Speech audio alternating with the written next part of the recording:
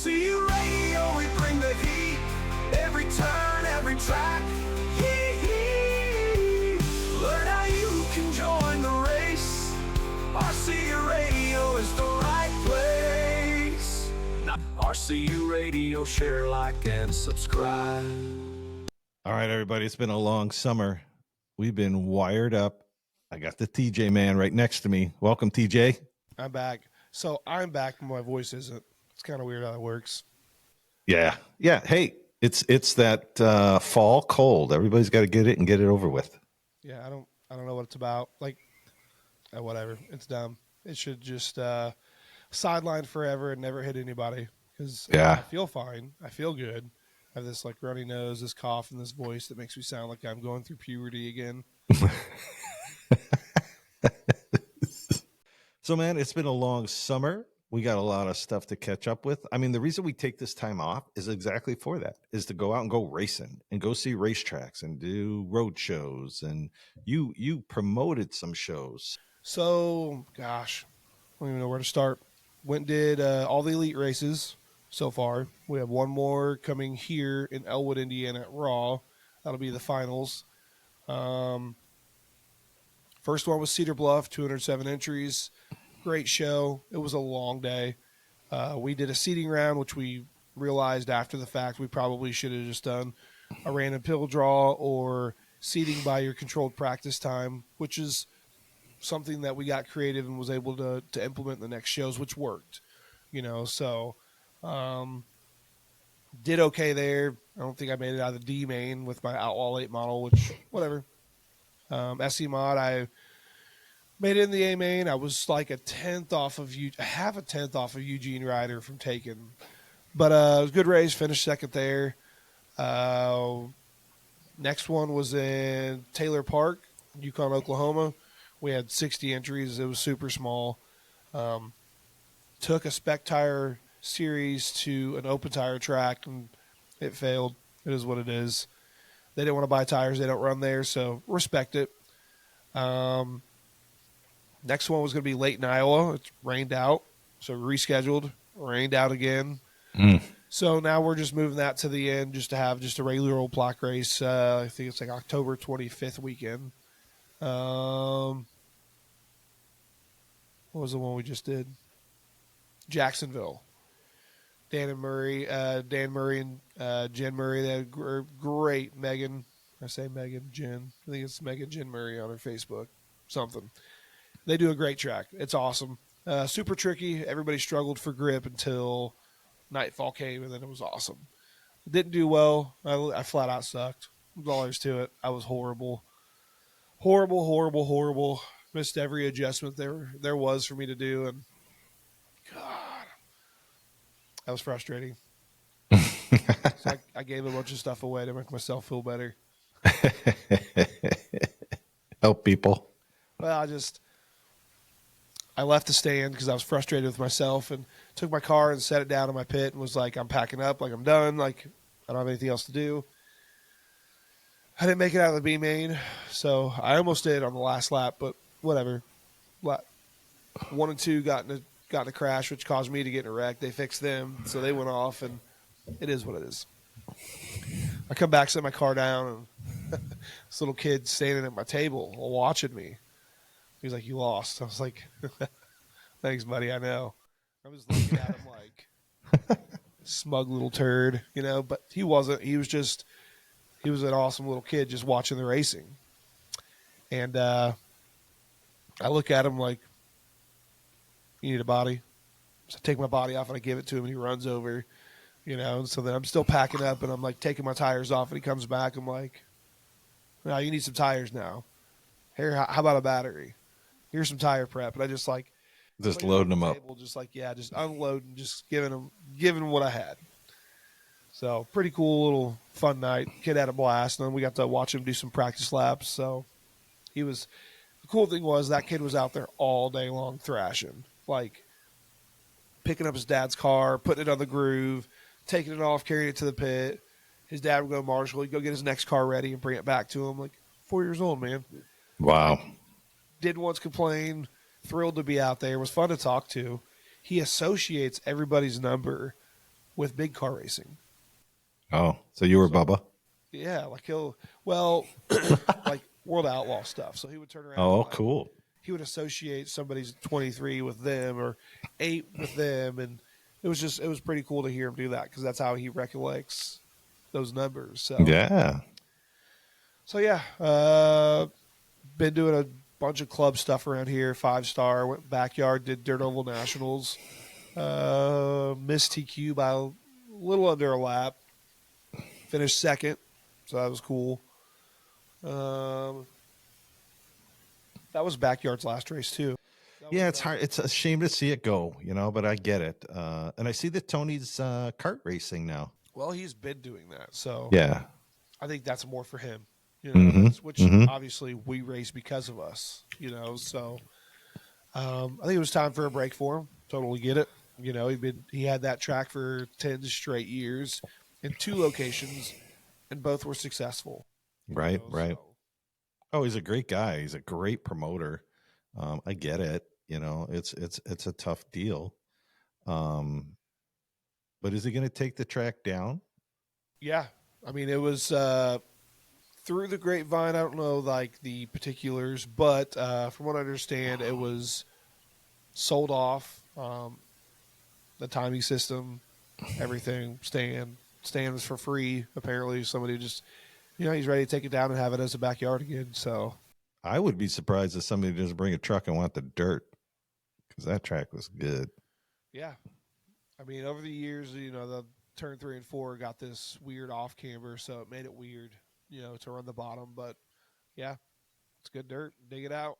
Yeah, I was going to say, that's more track configuration, but I think the dirt is pretty badass. Yeah, it's good stuff. Yeah, yeah. So I'd be surprised if somebody didn't come want to scrape that up and bring it home and put it wherever they've got a track. Yep. Wouldn't be a bad idea. What else? Raw RC Speedway. I've been doing a bunch of Friday night points there. I actually did it last night. Did pretty good. TQ'd in SC Mod, finished second. Bobbled once, gave the lead to True Blood, and then we just had a battle. It was super clean. Super clean. Finished second in Outlaw Late Model, and then third in Sprint. So I usually don't like to run 3 classes on a short night like that, but they asked me, kind of throw in an extra car. I was like, sure. So it paid off. It was kind of fun to thrash for 3, which I don't usually like to do anymore because it's too much. Well, I'm getting excited, man, because we're going to get the race together again here soon, November 1st.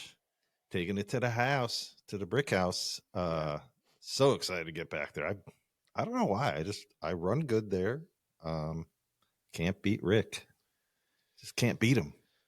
Listen, and KK will be there. Like the 3 of us are going to finally all race in the same class. That's going to be fun. Slick Rick's been killing it. He's don't remember off the top of my head. I want to say he's TQ'd 6 times on the point series, won 5 of those 6 times. Yeah, that guy's my hero, man. What he endures. There was controversy on old Slick Rick cheating out there. What? Oh yeah, man. Which whatever. But how did it end though? Well, I mean, he still won, but at the end of the day, I say the same thing. I go tech him. Go tech his car. He would love to give up that old worn out 13.5. Exactly. A brand new one. I think they did, didn't they? No, he put a different one in and then he burned it up and bought a new one. So yeah, it still beat him. Yeah, I mean it's just he'll be teched every time if he needs to. But end of the day, I know what Rick does to his cars. I know the time he puts into it, and you know, with his MS, he struggles with mobility and things like that. But he was always good in SC Mod, but his vision's getting a little bit skewy there.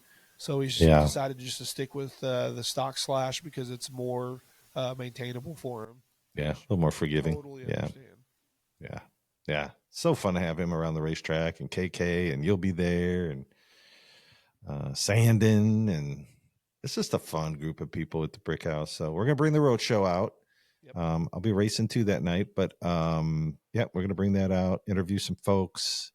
It is a wild thing event, so wouldn't miss that for the world. So So yeah, it was the Wild Thing shootout was fun. I think we would have had more entries the first night. We rescheduled due to rain. And right. anytime you reschedule it, you always lose car count because commitments. It happens. Mm-hmm. But Sean and I had talked and was like, Bobby Boone and I, we want to do a couple of these a year. We don't really want to do a series. We don't want to go around and do it, Right. every other weekend. It kind of loses the luster, But Yeah.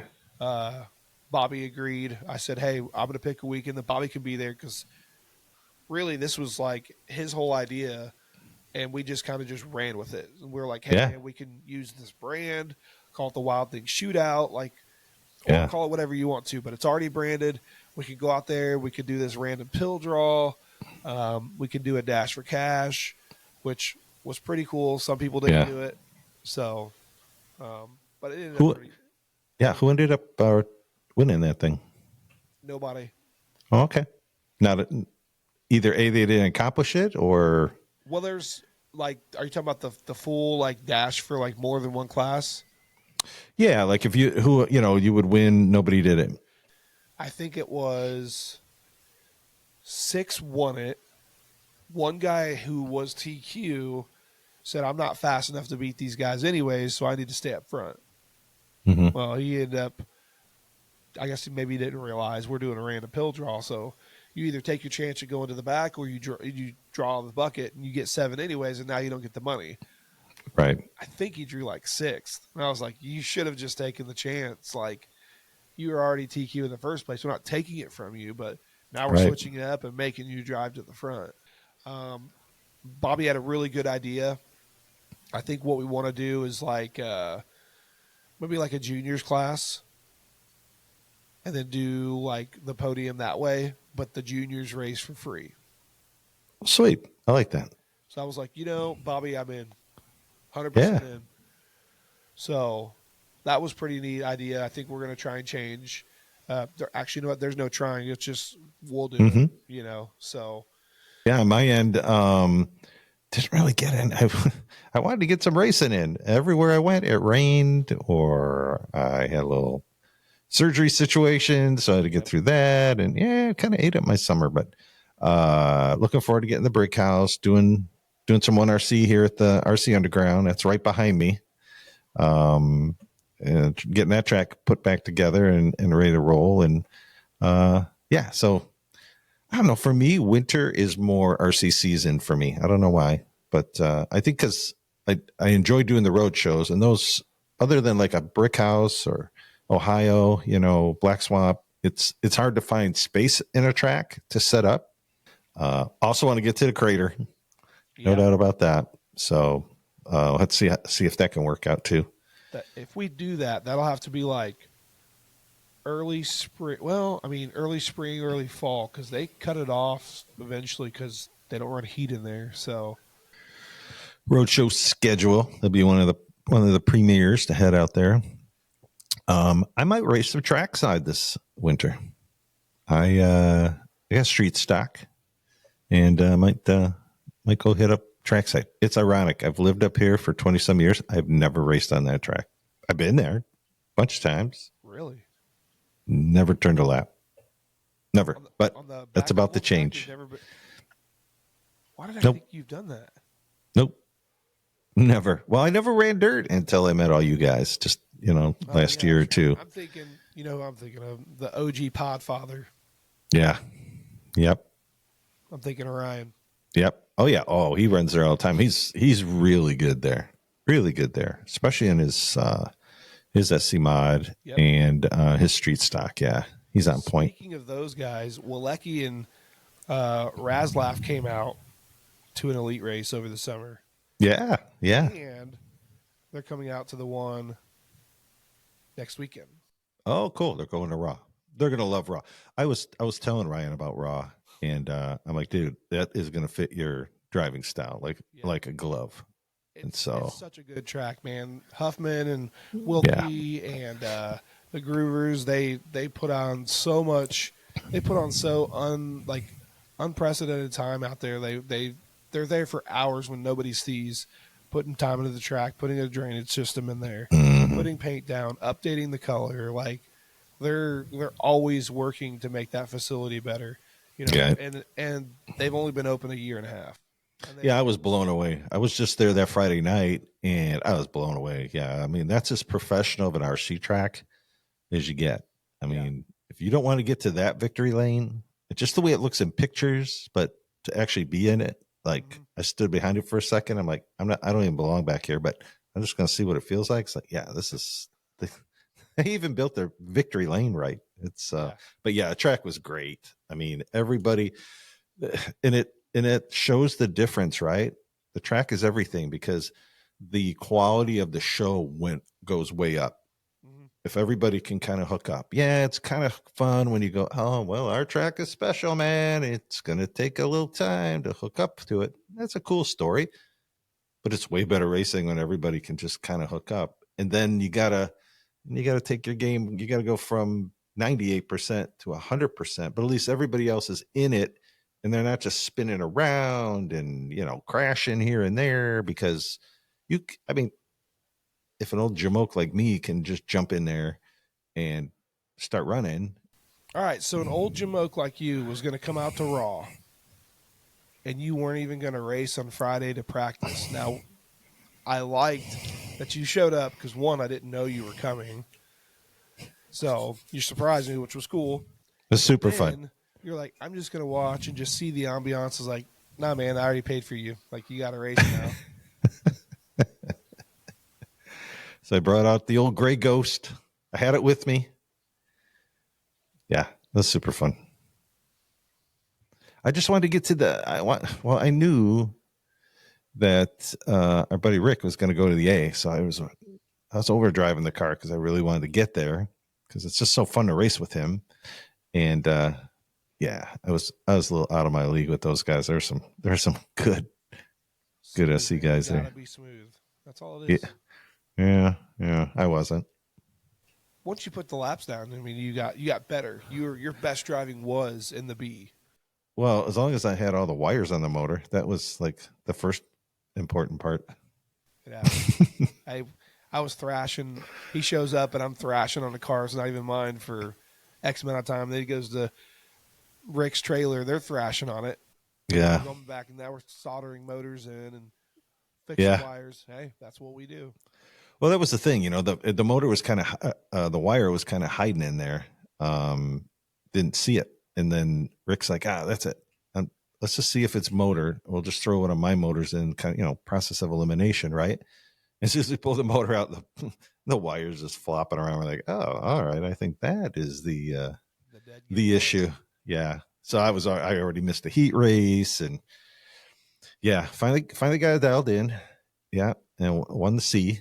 So at least I walked out of there winning something. That was kind of fun. I mean, you transferred out of one, What was so cool, and it kind of goes back to what I was just talking about a few minutes ago about the quality of the racing. It's like being in the B, like we were all pretty even, but the problem was you couldn't gain on anybody because nobody was making a mistake.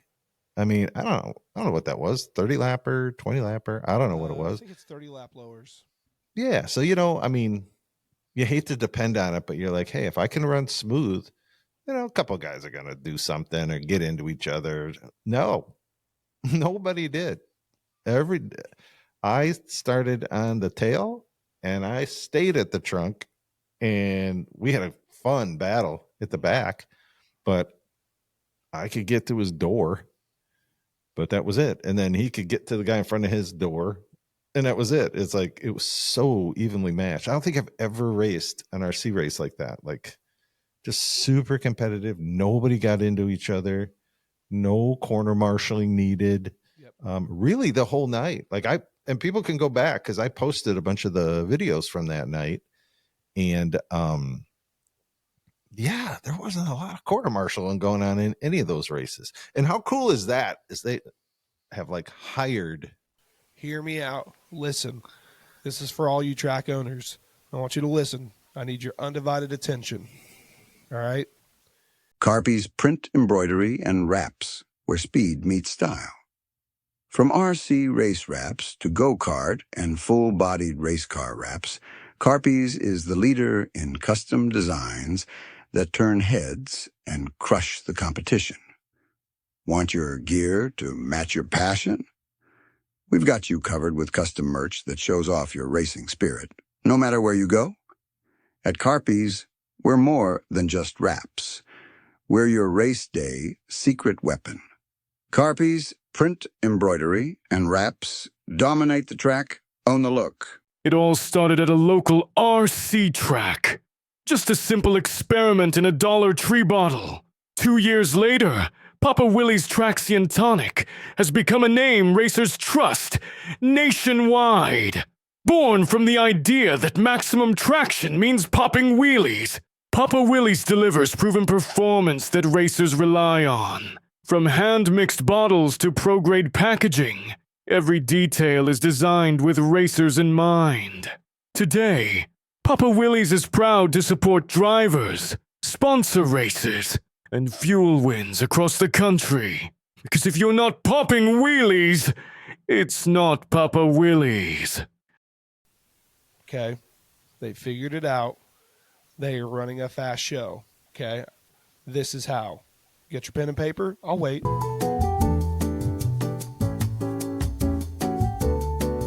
right, you ready? They've hired the marshals. And here's how they do it. 50-50. The 50-50 pot goes to the turn marshals. They get 2 young kids out there, and they sit out there all day long in that brutal heat. Not once, and I've raced a lot at RC, or a lot at Raw here lately. Not a single time did any one of those kids complain. We're talking $120 pot, $180 pot going to these kids for turn marshaling. I'll throw a $10 bill at it every time. Every time. You go out there, do a plaque race with, 150 entries or 120 entries, and they all throw $10 at it. Your marshaling's paid for. You want to talk about a quick show?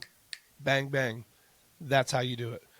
If I could say Raw's beating out anybody on anything, that is it. So kudos to those guys for figuring out how to do it, because I would have never thought of that, but it's brilliant. I completely agree. As a track owner, an awesome way to fund it, and it's an awesome way for the racers that are there to thank those guys for doing it. Because I'll tell you, the day I was there, it was like 90 some degrees, and you're right. And they don't sit there on their phone. Nope. They don't sit there just spinning around, not watching. I mean, they are some of the best corner marshals I've ever seen, because they do it so much. Over cars to get to the high side to make a flip, and then they're booking back to their seat. They're good. I mean, at first they're a little rough, but they figured out what their job was, and they've got the same 4 to 6 kids that do it. So it's not like they're just finding the random kid on the corner. Like, they're bringing in kids that know now. That's all I do. Some of them don't even race. They don't care to race. They just want that money, so, and majority of the time, whoever wins 50-50 usually gives it back to give it to the kids. Well, no, yeah, you're right. They figured it out. It does make the program go quick. And the other part that's nice, it's not all that annoying. Come on. I'm looking for a marshal. I'm looking for a marshal. So that's the other thing. We should never be, if you're going to run a rule where we need a marshal, flat out, you're going to have to pick 1 and 2. I don't care. Don't ask for favors. 1 and 2. If your 1 and 2 can't marshal, because they're back to back, you're just going to go to 2 and 3. That's just all there is to it. They pay for the entry fee. Like, they're going to race. Yeah. That's just how it has to be. That's another thing I would add. Pay your tech guys, feed them and pay them, and your day will go quick too. Because we had a lot of cars to tech that day, and they had it done flawless. And they got teched. Their batteries got teched every single round. We're inside a building. I could not take the opportunity or the risk that somebody was going to blow up a battery because they're overcharging them. Sure. So they were checking that, but that was all checked while these guys are quarter marshaling. So there was no holdup. So we talked about, I'm going to race in the winter, right? And anybody that's ever seen any of my stuff online, I did buy a street stock car. And so I got to keep up with that great Carpies theme. Oh yeah, look at that. Bringing it out. Bringing it out, baby. The 5 is back. The orange, the blue, it's back. So at a couple of races, because I got this in the mail that I purchased through Carpies and was so impressed with it. I'm like, okay, I've given out merch, I've given out T-shirts. That's cool, but people have to own these things because they are beyond cool. And so at one show, at Attitude, we gave away one of these pit mats. Yep. That's being produced right now, and then we go to Kempton, and I gave away. We call it Pimp Your Pit. Yes. So you got the pit mat, you got the light, and you got the custom shirt, and so that went over really well. But I know what even the person that won that, which ironically I did not pick it. It was one of the guys from Attitude. Oh, So- sweet. Yeah. Wisconsin Joe, as he's known now, because he went to Illinois to race, and they're like, oh, that's Wisconsin Joe versus the other Joe that was there. And so we call him Wisconsin Joe now. And so his custom T-shirt actually has Wisconsin Joe on the back, which I thought That's was awesome. pretty funny on his part. But his stuff is going to be lights out. So his brand now is to represent his sister who's been going through breast cancer. So it's a whole breast cancer awareness campaign. The car is white and pink. Love it. Cool. I'm going to put a Love it. picture up. When we're talking right now, I'm going to put a picture up. This car is primo. I cannot wait to see what it's going to look like on the pit mat and on the shirt. And yeah, it's super cool. So yeah, it was fun that he did that. But come on, people. Don't tell me. So we're going to talk about these. Look at that. So you've got to reach out to Carpies to know All you right. can have your That's own. baller. That you can Oh, have your yeah. own. Look at that. Numbers on there. That's cooler than the polar bear's paws. How about that, baby? I got 2 cars. I put 2 numbers on there. Yeah. How cool is that? But I mean, the quality of this, buddy. This is like a quality mat. This is, it's just, I was blown away. It's Carpies. I shouldn't be blown away, but Those pit mats. So Derek and I were on a phone call. We're talking back and forth. And originally we were talking about his dirt oval experience. And he was like, listen, man, I don't know how you do it every other weekend, 2 days, 3 days in a row, and you don't complain about how hot it is. And he was like, listen, it's hot. It's dirty. I was like, what are you talking about? I was like, dirt oval racing outside is hot and dirty. I'm like, that's a It is. T-shirt. yeah, it's hot and dirty. And so then we always like to talk about, what's the next innovation for wrapping? What can we work? I was like, dude, I know this is gonna sound dumb, and you guys used to do them for Trinity a long time ago, but pit mats, not the foam ones. Like, we should sub dye them. He texted me and was like, dude, we've sold like 80 mats in 2 weeks, and I was like, score. But they're amazing. I will tell you, if Yeah. you get those pit mats, when you clean them, don't use your degreaser that you're using on your cars. Yeah. That will probably pull the filament up or the heat press. Oh, yeah. And my recommendation, get the big one. Yes, It's worth the extra money. it is. So Tyler Eichelman, I think is his last Mhm. name. He bought the small one. It was like, I guess I didn't realize how small it was. I was like, well, that'll be good for you to do like a tire washer. Yeah. The big one's worth the money. Just pull the trigger and get it. You will not regret it. Because it's not just bigger, it's big. Like, it's nice. It covers your table really, really nice. Yep, it'll be the equivalent to what you would go to indoor racing, and it'll cover your entire pit. Yeah.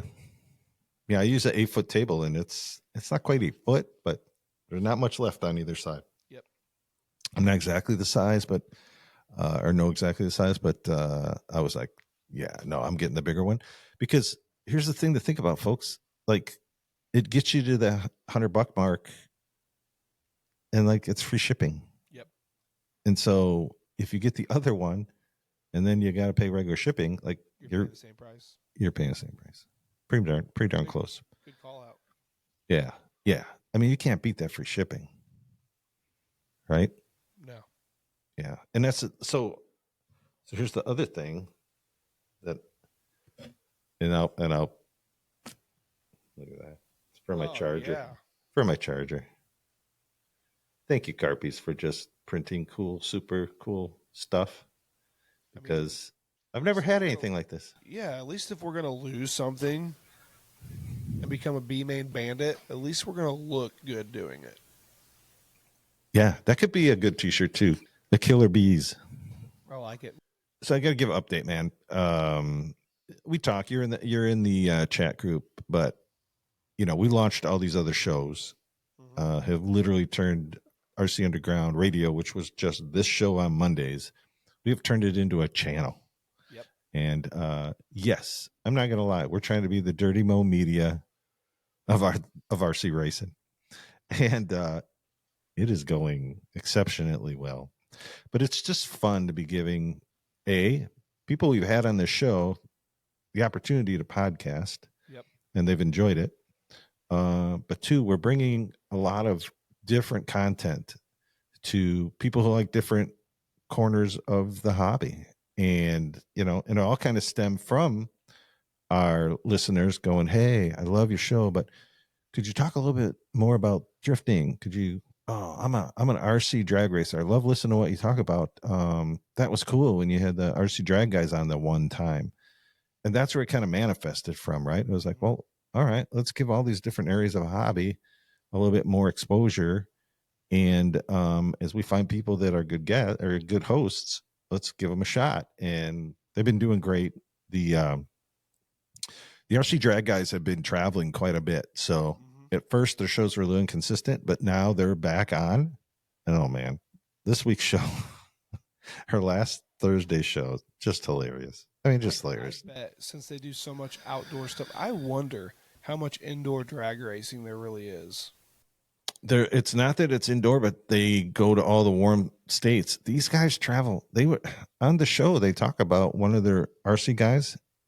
He spent $12,000 just on hotels. I believe it. Yeah, I believe it. yeah. And then I don't know what I spend a year on racing. Yeah, I don't really want to know. Right. Bills are paid. We're living fine. We're Mhm. just fine. But I wouldn't want to know. But that's Speaking of, we'll get AJ on here. AJ Marasco. Okay. He's a heavy hitter in the drag world too. Yeah, love to have him. Yeah, we'll get him on because I know I was talking to him a little bit ago, about a couple weeks ago, about trying to finalize a date for him. But same thing. He went from off-road racing, took a break from. I mean, he can go and run off-road anytime he wants to, anywhere. He lives in Florida. Mhm. And then he went into this drag thing, and it just blew up for him. So Yeah. I mean, I went. I went to Midwest Nationals in Peoria, and yeah, I was there for the Friday night, and these guys, they take it seriously because their equipment and their pit areas are amazing. Yeah. The cars are over 100 miles. If you're not doing over 100 miles an hour, don't show. It's kind of what it comes down to, because you're gonna do all that, and in 4.5 seconds your weekend's over. So, but the thing is, they have like hundreds of guys that come because they all can do that. Yeah. And now it comes down to just milliseconds, right? And wow, were these guys were there to race, but the same as we see everywhere in the hobby. It's the socialization, it's the hanging out with each other. I mean, these guys are truly a band of brothers and sisters, and there's some badass girls that run RC. Here, I'll show you something. I'm not going to tell you whose ticket this is, but I was watching somebody. I'm just going to tell you. If you can see these numbers.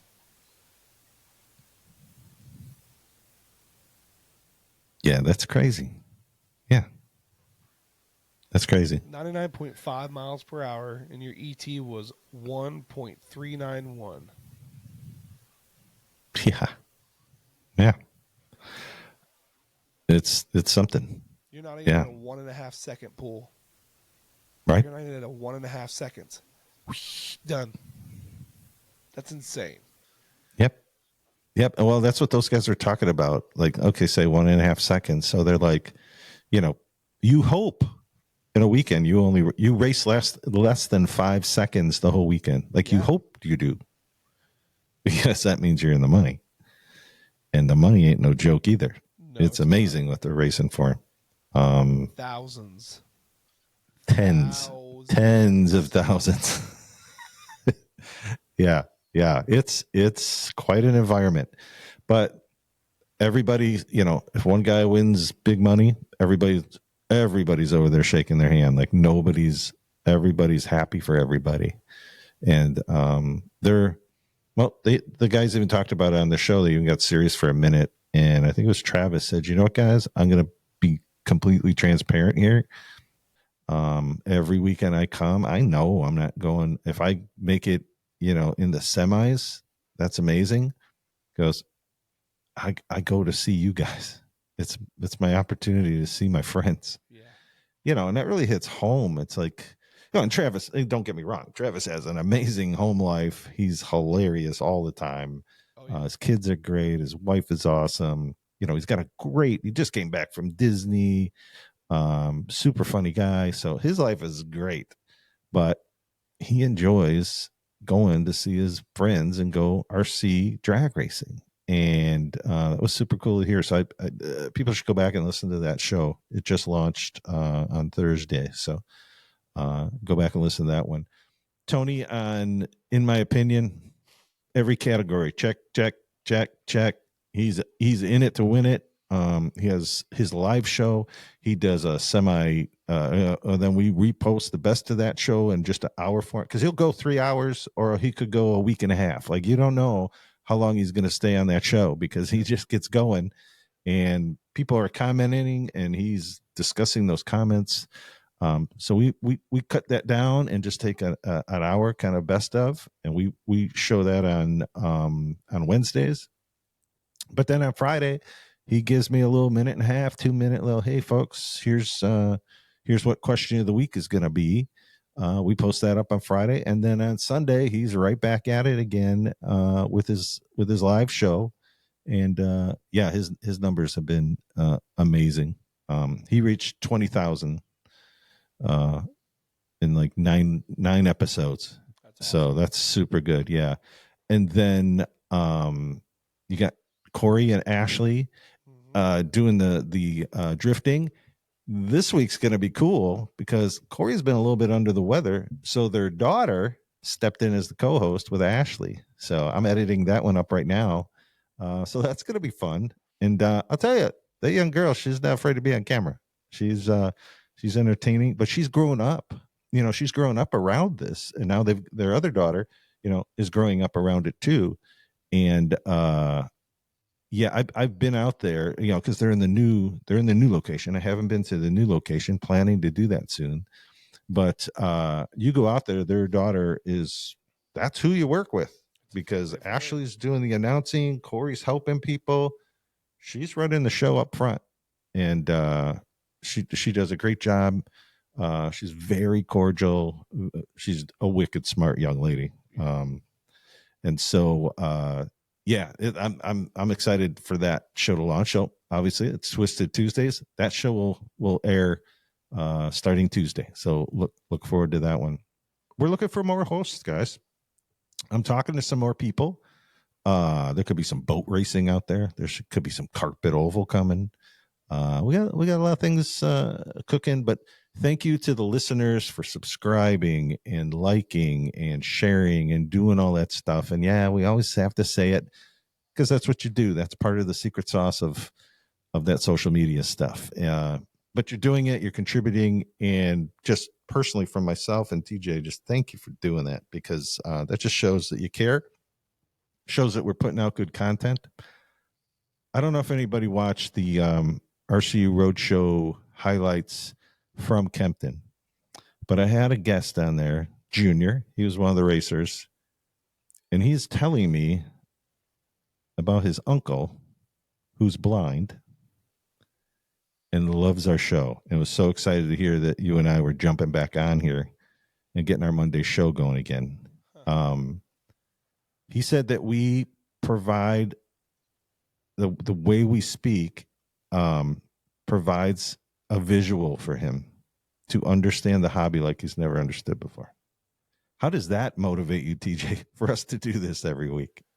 Well, first, try and figure out a voice that I can use again. But man, that's crazy to think, because I never would have imagined, somebody with a disability such as being blind could ever visualize what it would be like to encompass or be able to see what we're doing without physically being able to see what we're doing, just based off of how we describe or we talk about these, these toy cars that, Right. we'll call them toy cars, but that's unreal.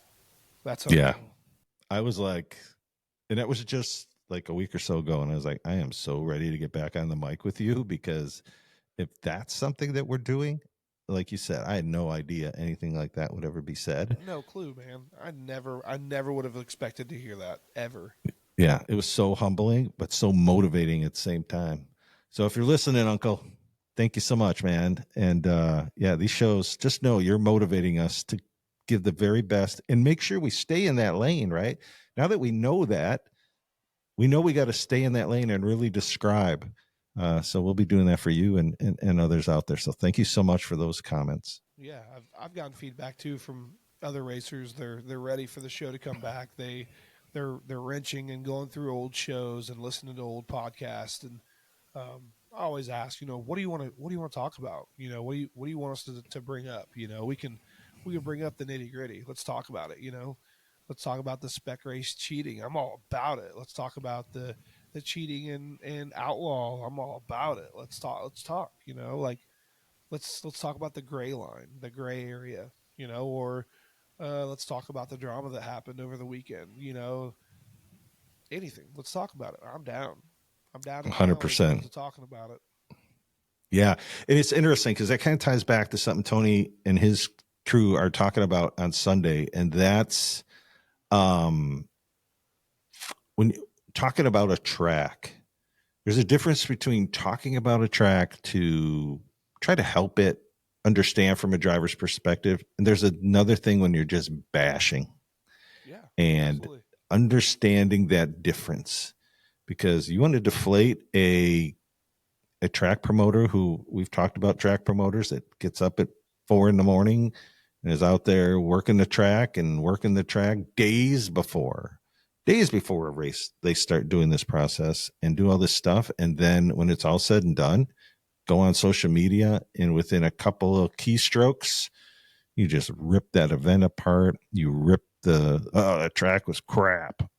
Well, if it's 90 degrees out and the sun is baking on it, yeah, it's going to be really hard to make it a great track. Yep. And they do. I mean, Kempton and Attitude and Raw and all the Brickhouse is kind of indoors, but you know what I mean?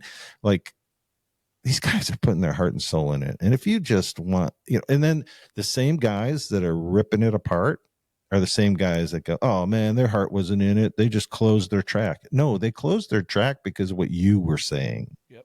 Like, you demoted them. Like we said, you took their effort, you took their heart, everything they're pouring into it, and just made it not value added, and I hate to hear of track closing because, things happen, I just hate to hear that. We got a lot of great guys that are trying to invest in their own programs. We got to support it.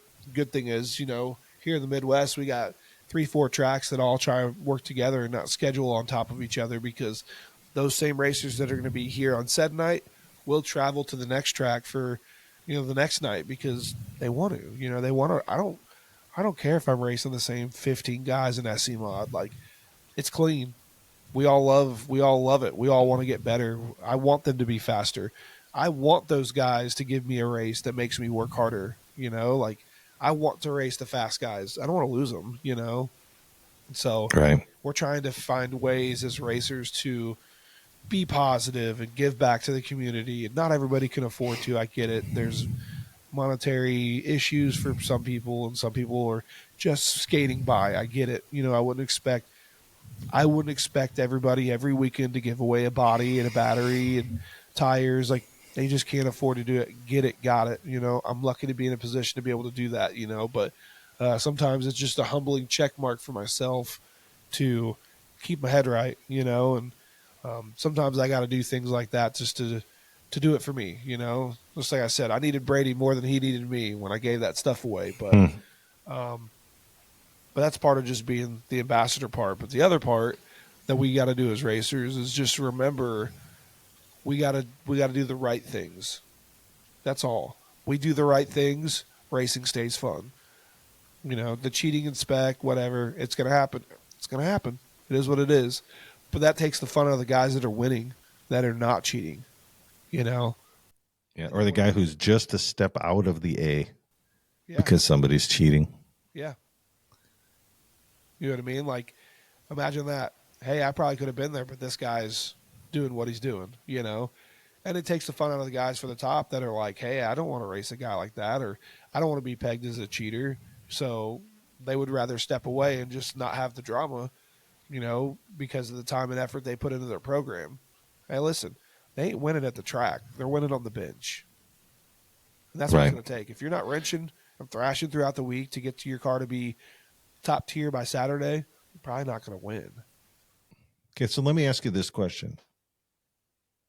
If everybody knows that or thinks, because a lot of times people think somebody's cheating and they're really not cheating, they're just out working them. But it's just so easy to say, he's got to be cheating. No, he's just out working him. But not to say, racing's racing. We've all been around it forever. And yeah, there's ways to cheat. Yep. If tracks got better about teching, without making it a convoluted mess and checking 15, 17 things, beyond the motor and the batteries, is there any other area that's really going to make an impact versus those two things? I mean, if you really look at like DODC rules and how you can check things, I don't know if enough tracks that are running have the proper tools to tech. That could be the other thing too. Maybe they've got to find a way to get a tech kit. Where's my 3D printing guys at? Where you at? Maybe that's something. We're opening a rabbit hole for you guys. Figure out what those tools look like and what it would take to cut them. Put a tech kit together for sprint, for your buggies, for your short course. You got 3 basic classes that are running, and you want them all to be within the same scope of stuff. It's not hard to get a voltmeter. You know what I mean? Right. It's not hard to get a motor analyzer and find out if you want to do a motor claim. You know what I mean? It just takes time and effort. Yeah. Temp gun will, let you know where the batteries are at. Yep. That's what I wondered. Like, if you just did those 3 things, from tracks that I've been at that do that, it seems like nobody walks away. The first track that I went to that I was actually like dedicated to sticking to a tech program is Attitude. And they're running 160, 150 cars on a club night on Sundays. Nobody's walking out of there saying somebody's cheating. No, and if they are, then it's motor claim or to do what you got to do. You know what I mean? Like, it's followed through tech. I don't see a lot of tech happening at clubs. I think they're more there to race, or they're focused on their own programs. So they're not going to tech, or it's just quicker to make the day go quicker because they don't have somebody that's dedicated to sit there and do it all day. It's tough. It's tough to try and keep track doors open, and I think spec teching has gone to the wayside because of it. One, nobody wants long days. I hear you. Promise you I do. I would love to be able to go and do some racing, but even on the short days, guess what I'm doing when we're done racing? I'm probably sticking around and finding a way to be better. Even last night, I was going to stick around and practice at Raw. Wasn't feeling the best. I raced 3 classes, but I stuck around and helped somebody else. You know what I mean? Right. Get them better. It not even got it better. This dude just won the A-main and beat me. Right. You helped him too much. No, just teasing. Well, this was after the fact. He had already beat me.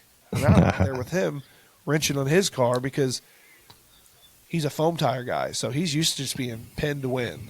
You know, rubber tires are a little bit different. It's a finesse game. So I just showed him what I would do to compensate for this and this and this. And we made these adjustments, and he probably picked up a tenth. You know, a tenth on a rubber tire car is quick. You know, so, but that's what it's going to take. You know, I think tracks are going to have to get back to teching, even in the outlaw classes. Tech my battery. Tech my battery. I don't care. I know I'm not going to be over because I use the same stuff that I use at Chili Bowl, and I never not pass. Well, the thing too with the batteries, I mean, you know, these lipos, they're way more dangerous than I even anticipated. I've seen some of the things they've done. I've seen what happened at an RC drag race. Yep. When it burned down. It's some scary stuff, and it's really not worth what it can do to push those batteries beyond what is suggested from a safety perspective, right? And guys are trying to do it, and you're not gaining much, right? I mean, maybe you are. I don't know.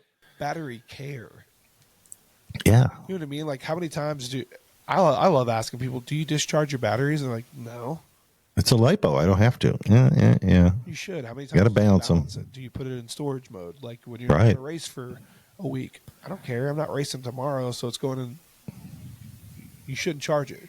There's just so much with batteries that you have to do to maintain your program to stay at the top. You know, people just aren't doing it. They're mad because they're overcharging their $120 battery, and now after 6 races, it's puffed and swelled, and they're junking their battery because they think that they got a bad product.